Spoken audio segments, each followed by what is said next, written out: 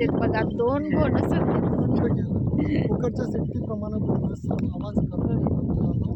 आणि आम्ही सांगितलं तो महत्त्वाचा घटक आहे. प्रत्येकानं वाचवणं कर्तव्य आहे. आणि कोकणताई पहिल्यांदा बघितलं, पहिल्यांदाच बघितलं. त्यांच्या आसपास देवबाबळे आहेत, त्यामुळे घोणसच प्रमाण आहे.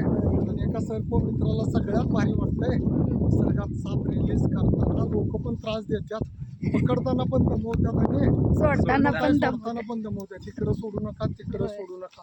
सर्प मित्रानं काय करायचं, काय मारून टाकायचं का? काय बरोबर ना करायचं? कोमलताई? मारून तर टाकून चालत नाही हो. मग तो वन्यजीवी येतोय. होय.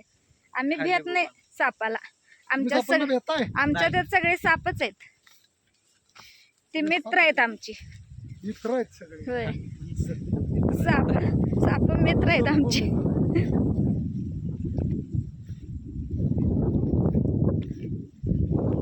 चला मित्रांनो, जंगलात साप सोडलाय, पहिल्यांदा बघितला मी. त्याला वेळ करतो. त्याला किती मिनिटं? नाही आहे की अजून, घ्या आत्ता लावलाय ते. ते वैभव ये रे. वैभव चालू आहे का? होय चालू आहे. आणि मित्रांनो, पर्यावरणात साप सोडून झालेला आहे.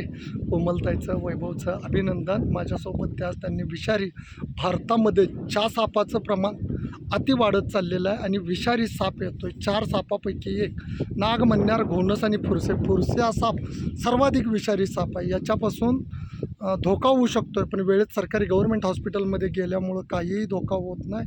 आणि मित्रांनो, हिमोटॉक्सिक विष याच्यामध्ये येतं. गुटळ्या करणं, नर्वस सिस्टीम बंद करणं, ज्या जागेला चावला आहे तिथं नासवण्याचं प्रमाण जादा आहे.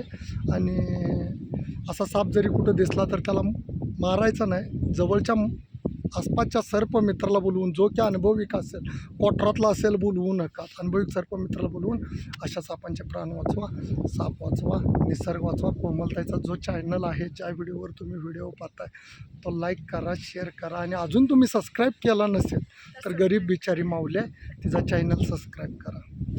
धन्यवाद. धन्यवाद.